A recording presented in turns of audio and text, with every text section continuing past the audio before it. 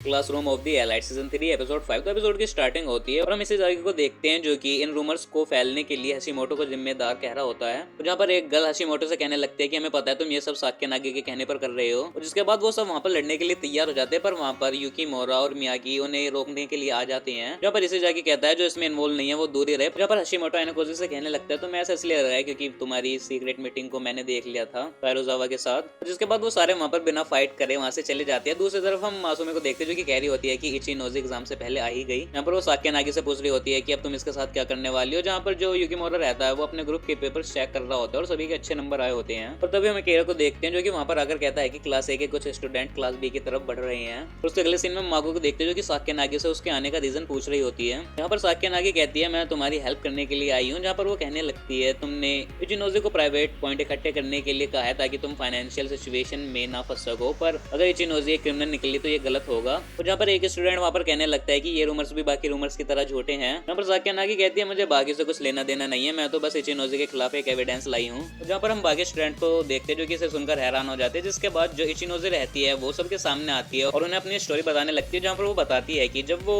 High school में थी तो वो अपने मोम के साथ वहाँ पर रहती थी, जहाँ पर उसकी मोम काफी ज्यादा रिच नहीं थी और जो उसकी मोम थी वो उन्हें सही ढंग से पाल रही थी। और जो इचिनोजी थी उसने स्कॉलरशिप के लिए भी अप्लाई करा था ताकि वो अपनी हायर एजुकेशन को पूरी कर सके। साथ ही इचिनोजी बताती है कि उसकी जो मोम थी वो बीमार हो गई थी बीच में, पर जो उसकी छोटी सिस्टर थी उसे एक हेयर क्लिप चाहिए था और उसने पहली बार अपनी मोम से कुछ मांगा था, पर उसकी मोम बीमार थी इसलिए वो उससे वहाँ पर माफी मांगती है। पर जो इचिनोजी थी वो पार्ट टाइम जॉब करने लगती है और पैसा इकट्ठा करने लगती है ताकि वो अपनी छोटी सिस्टर के लिए उस हेयर क्लिप को ले सके, पर उसके पास इतना पैसा नहीं होता। तो जहाँ पर वो एक शॉप में थी और वो जो क्लिप था वो सेल में था और इसलिए वो वहाँ से उसे चुरा कर ले आई थी और अपनी सिस्टर को दे दिया था। बाद में उसकी मोम को ये पता चल गया था और उसकी मोम उसे ले जाकर उस शॉपकीपर को वापस कर आई थी वो क्लिप। इचिनोजी ने खुद को सजा देने के लिए खुद को 6 महीने तक एक कमरे में बंद रखा, पर बाद में उसकी मोम ने उससे स्कूल जाने के लिए कहा। और जहाँ पर वो सबसे कह रही होती है कि वो माफी मांगती है इस चीज के लिए, जहाँ पर वो खुद को बुरी लीडर बता रही होती है। पर वहाँ पर एक स्टूडेंट कहता है कि ये सच नहीं है, तुम एक अच्छी लीडर हो। पर वहाँ पर साक्यानागी ये कहने लगती है कि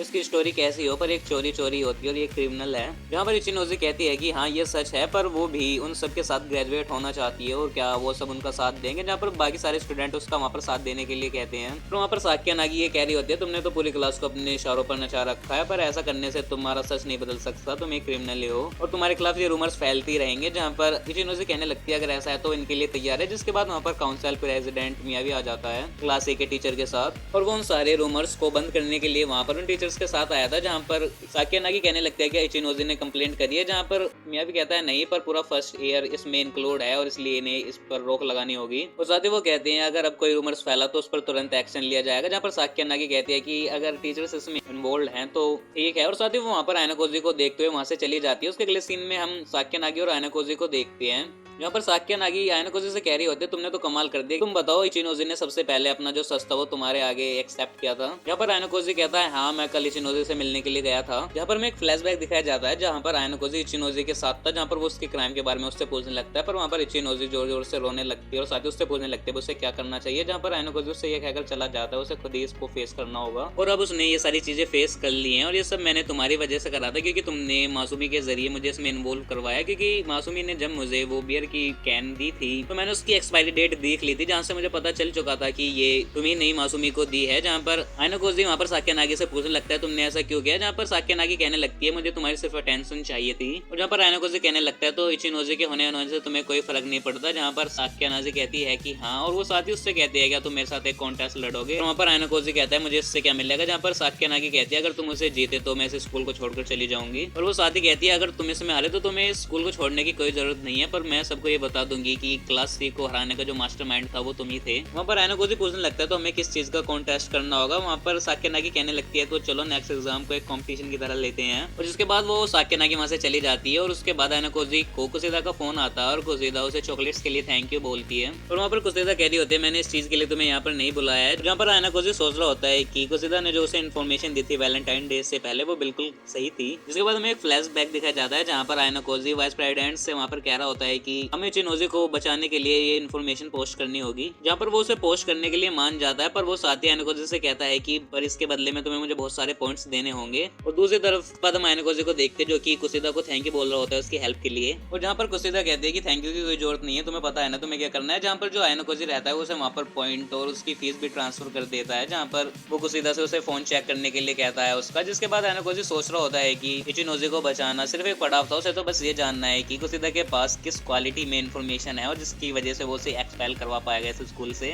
और उसके अगले सीन में हम मॉर्निंग में देखते हैं जहाँ पर आयनोकोजी से मिलने के लिए इचिनोजी आती है और वो उसे थैंक यू बोलती है मोटिवेट करने के लिए, ताकि उसने अपनी प्रॉब्लम को फेस करा। और साथ ही आयनोकोजी कहता है तुम्हें कभी भी मेरी हेल्प की जरूरत हो तो तुम मेरे पास आ सकती हो। जिसके बाद जो इचिनोजी रहती है वो अपने बैग में से एक चॉकलेट निकाल कर आयनोकोजी को देते हुए सॉरी भी बोल रही होती है क्योंकि वो थोड़ी लेट हो चुकी है, वो उसे वैलेंटाइन डे पर देना चाहती थी। जिसके बाद आयनोकोजी उसे ले लेता है और इसी सीन के साथ इस एपिसोड का यहाँ पर एंड हो जाता है। तो आई होप आपको इस एपिसोड की एक्सप्लेनेशन पसंद आई हो, और हाँ अगर आपको इसके पिछले एपिसोड्स की एक्सप्लेनेशन देखनी हो तो उसके लिंक भी मैंने इस वीडियो की डिस्क्रिप्शन में दे दिए हैं, तो आप उन्हें भी कंप्लीट देख सकते हैं। तो इस वीडियो में इतना, मैं मिलूंगा आपको नई वीडियो में नई एनिमे फिर नई वेब सीरीज की एक्सप्लेनेशन के साथ। तब तक के लिए गुड बाय।